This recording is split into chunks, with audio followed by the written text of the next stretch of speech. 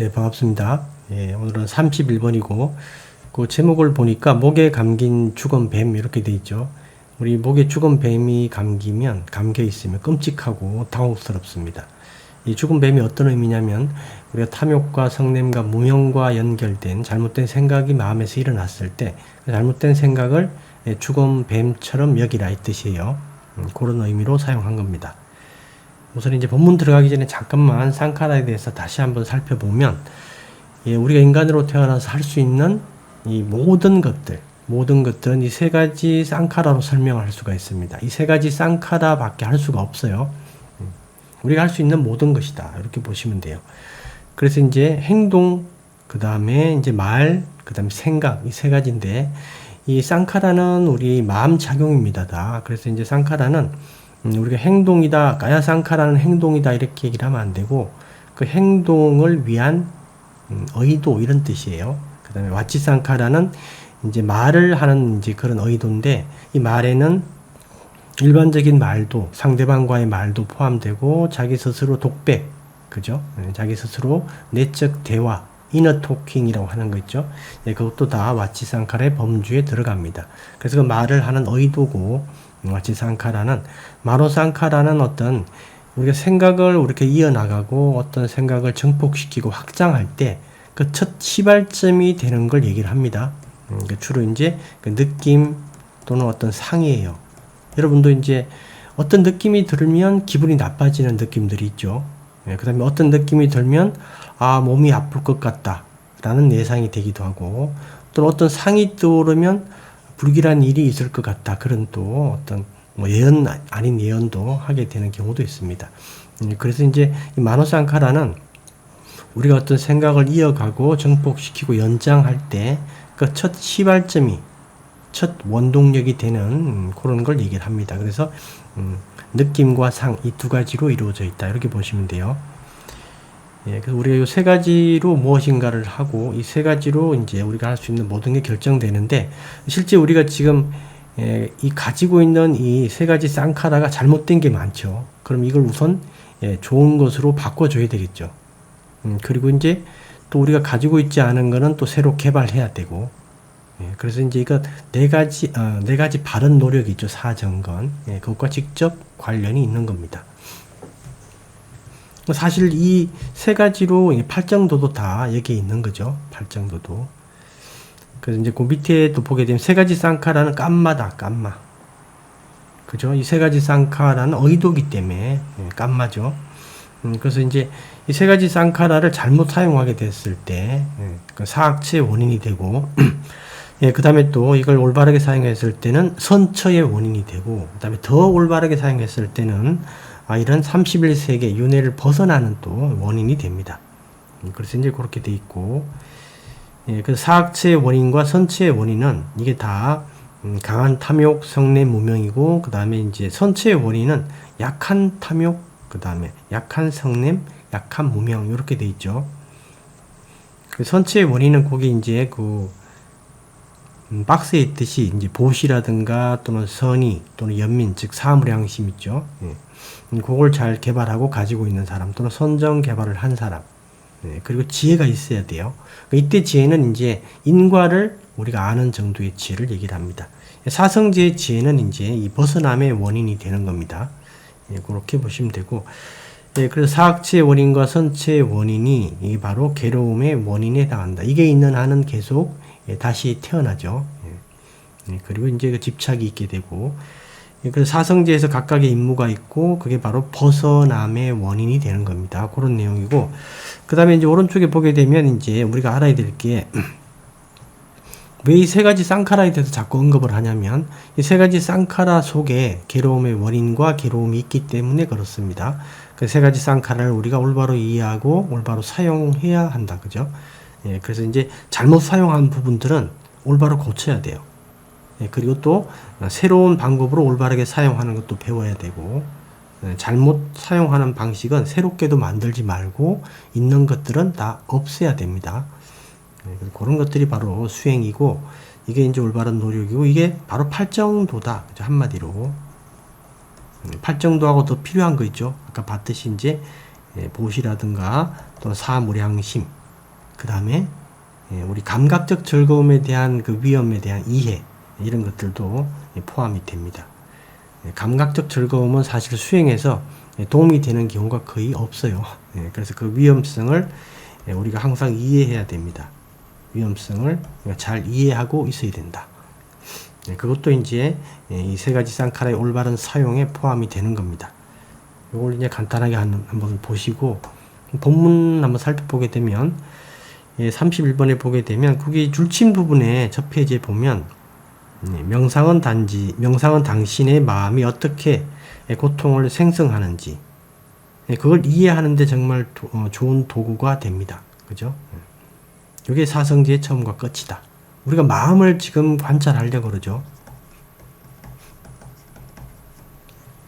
이 마음은 쌍카라입니다. 이 쌍카라는 세 가지가 있다 그랬죠. 어떤 행동을 일으키는 의도, 말을 일으키는 의도, 그 다음에 생각을 일으키는 의도. 그리고 이 쌍카라를 보려고 그래요. 마음 관찰을 통해서. 왜냐하면 이 쌍카라 속에 괴로움과 괴로움의 원인이 있기 때문에. 그래서 이제 이게 수행의 처음과 끝이다. 이렇게 이제 말씀을 하시는 거고, 그 다음에 밑에 각주는 한번 읽어보시면 됩니다. 그렇게. 네, 522페이지에 보면 그 삶 자체가 괴로움이라는 의미가 아닙니다. 거기 이제 하나 기억해 두시고요. 그래서 괴로움을 이제 부처님께서 뭘로 보셨냐면 오온에 대한 집착, 요걸 괴로움으로 보셨죠. 그 밑에 내용을 한번 읽어보시면 되는 겁니다. 각주에 보게 되면 343번에 삶 자체가 괴로움이다라는 표현은 부탁해서 하신 말씀이 아니다. 우리가 이제 일반적으로 많이 이제 사용하는 말이긴 한데 부처님은 이렇게 말씀하지 않았다라는 겁니다. 요거 하나 기억해 두시고, 그 논거에 관해서 이제 523페이지에 보게 되면, 거기 표에 있는, 거기 내용에 보게 되면, 그 삶 자체가 괴로움이다라는 표현은 부타께서 하신 말씀이 아니다. 이제 부타께서는 그 오치온이 괴로움이다라고 말씀하셨고, 그 온에 대한 집착은 다시 태어남의 원인이 된다. 이렇게 말씀하셨죠. 다시 태어남이 있으면, 그 다음에, 괴로움의 무더기는 필수적이다. 이렇게 말씀을 하셨습니다. 연계에서도 이제 우리가 그 괴로움의 원인이 있고, 그 다음에 이제 괴로움의 원인은 이제 우리 가래다. 이렇게 얘기를 하는 거. 그 다음에 이제 괴로움은 이제 오치온이죠. 그 다음에 바화가 있고, 그 다음에 자티. 바화가 있으면 태어남이 있습니다. 태어남이 있으면 괴로움의 무더기가 이렇게 있죠. 괴로움의 무더기. 노병사 그런 것들요. 이렇게 돼 있을 때 오치온하고 그 다음에 태어남하고 그 다음에 괴로움의 무더기, 이걸 우리가 보통 경전에서 이제 8고 8가지 괴로움이다 이렇게 얘기를 하는 거죠.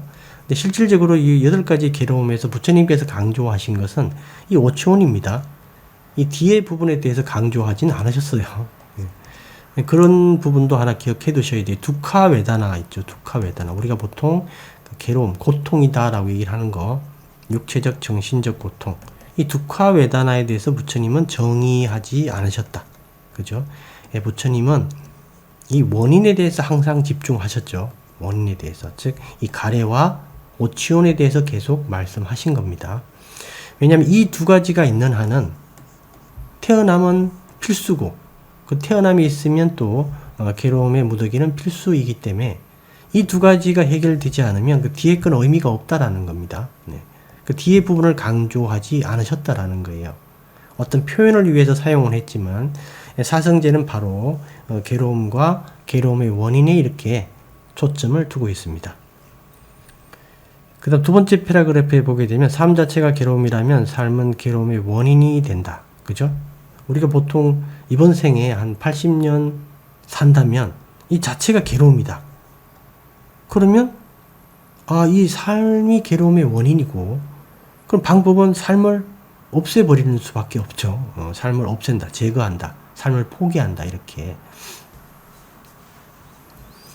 그래서 이제 삶을 원하지 않거나 삶을 포기할 수 있다. 그러나 우리가 삶을 포기하거나 삶을 원하지 않는다.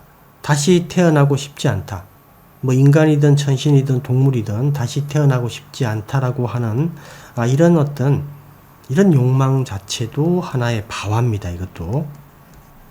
사성제를 우리가 완전히 이해해서 사성제에 대한 깨달음으로 이 바와를 벗어나지 않는 한은 어떤 형태로든 계속 바와에 대한 욕망이 있어요.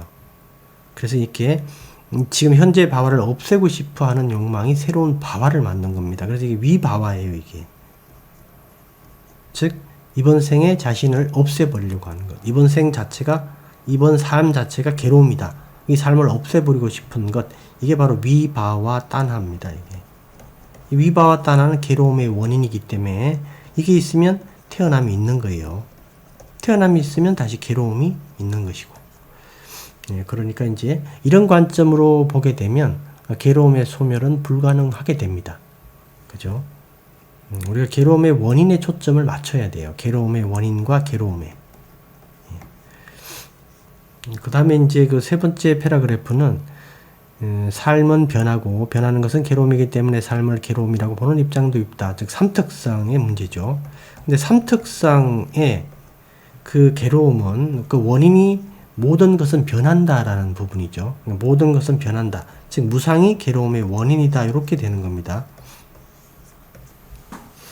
삼특상이라는 것 자체가 우리가 니바나를 제외한 모든 현상의 고유한 특징이죠.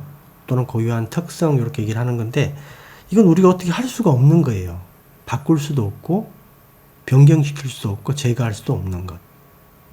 부처님은 이 삼특상을 뭐 어떻게 해가지고 괴로움을 이렇게 벗어나라라고 얘기를 하신 게 아니라 괴로움의 원인과 괴로움 이 자체, 즉 사성제에서 얘기하는 거 있죠. 고성제, 집성제 여기서 해결하라라는 거예요. 방법으로는 팔정도가 있고 이렇게 정확하게 말씀을 해주셨는데 이게 삼특상의 괴로움을 즉 이 변화는 괴로움이다.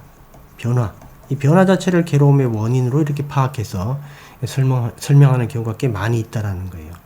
즉 윗바사나를 우리가 정의할 때 삼특상에 대한 이해다. 무상고 무아를 우리가 완전히 깨뚫어 아는 것이 바로 윗바사나다. 이렇게 얘기를 하는데 제가 볼 때는 이건 좀 아닌 것 같아요. 사성제를 깨뚫어 아는 게 윗바사나의 핵심입니다. 즉 마음 관찰이. 마음이 마음을 읽을 수 있을 때, 마음이 내부로 향할 때 이게 바로 윗바사나예요. 마음 관찰이 윗바사나다. 이렇게 보시면 됩니다. 예, 그리고 이제 그 맨 뒤에 이제 세 번째 패러그래프의 제일 끝에 줄친 부분에 보게 되면 삼특상에는 태어남의 원인이 없습니다. 그죠? 근데 사성제에는 태어남의 원인이 있죠. 괴로움의 원인 또는 괴로움. 그죠? 예, 그리고 그 제거 방법으로 팔정도가 있습니다. 이렇게. 사성제가 당연히 코끼리 발자국이죠. 사성제가 있고 그 속에 삼특상이 있을 수가 있는 겁니다. 사성제의 임무를 위해서 필요한 부분을 사용할 수가 있는 거죠. 특히 우리가 이제 몸과 몸에 대한 어떤 그런 그 욕망을 좀 가라앉힐 때, 또 음식에 대한 욕망을 가라앉힐 때, 이런 이제 그 아니짜 산냐 같은 거, 두과 산냐 이런 것들을 우리가 개발할 수가 있는 겁니다. 즉 사성제 범위 속에 있다. 삼특상에 대한 이해는 그렇게 이해하시고, 그 다음에 이제 마지막 패러그래프에 보게 되면 윤회 과정에서 사학처에 머무는 것이 대부분이다. 윤회를 우리가 보통 이렇게 할 때 이 대부분의 존재들의 이제 고향이 사학처다 이렇게 얘기를 합니다. 왜냐면 사학처에 한번 태어나게 되면 이 사람이 죽을 때 분노와 탐욕이 가득하기 때문에 이 니미따를 만약에 잡는다고 할 때 좋은 니미따가 일어나지도 않을 뿐더러 잡을 가능성이 없어요. 거의. 그러니까 이제 이 사학처에 사는 존재들은 이 올바른 선택을 할 수가 없다라는 겁니다. 그죠? 그리고 이 사학처에 사는 동안 올바른 이제 마음 자질을 개발할 수도 없기 때문에 그 사학처에 살 때 그 사학처 삶의 평균 마음 상태가 다음 생을 결정하니까 한 번 들어가면 벗어나기가 어렵다라는 거예요, 여기는. 예, 그래서 이제 이 사학처에 대부분 머물기 때문에 삶이 괴로움이다라고 이제 이렇게 주장하는 입장도 있는 거죠. 그 뒤에 보게 되면 부타께서 이제 연기의 사슬을 끊을 수 있는 지점과 그 방법에 초점을 두셨다. 부처님께서는 12연기를 말씀을 하실 때 12연기는 처음과 끝이 없습니다. 그죠? 계속 이렇게 돌아가는 거죠. 한마디로 바퀴처럼 계속 돌아가서 이게 처음과 끝이 없습니다. 근데 이 바퀴, 이 다람쥐 쳇바퀴 또는 이 까르마를 우리가 벗어나기가 불가능하다. 그죠? 근데 부처님께서는 연기에서는 그걸 말씀하신 거예요. 너네들 계속 이렇게 이 과정을 계속 돌고 돈다. 못 벗어난다 라고 얘기를 하시고, 사성제에서 뭘 얘기하셨냐면 이 과정에, 이 시스템에 하나의 약점이 있다라고 말씀을 하신 거예요. 약점. 하나의 이 시스템을 파괴할 수 있는 아주 그 취약 지점이 딱 한 군데 있다. 이렇게 말씀을 하신 거죠. 사성제에서. 그리고 그 취약 지점이 바로 괴로움의 원인, 즉 딴하 부분하고 괴로움 부분이죠. 이 두 가지는 사실은 한 덩어리로 봐도 됩니다. 분명히 이제 독자적인 의미는 있지만, 여기가 이 시스템의 취약점이고 약점이다. 요걸 부수면 이 시스템 전체가 무너진다라고 말씀을 하신 거예요. 그죠? 그 방법이 뭐다? 팔정도. 팔정도인데, 이제 조금 추가해서, 이제 그 보시의 실천, 그 다음에 사무량심의 개발, 그 다음에 그 감각적 즐거움에 대한 그 위험성을 이해하는 그런 또 이해력의 개발, 이것도 포함이 될 수가 있습니다.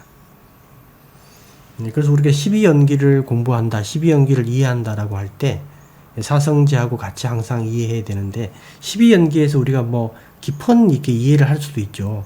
근데 12연기의 가장 본질적인 부분은 이렇게 계속 처음과 끝이 없는 계속된 회전 속에 지금까지 살아왔고 앞으로도 살아갈 것이다. 그런데 이 시스템에 약점이 하나 있다.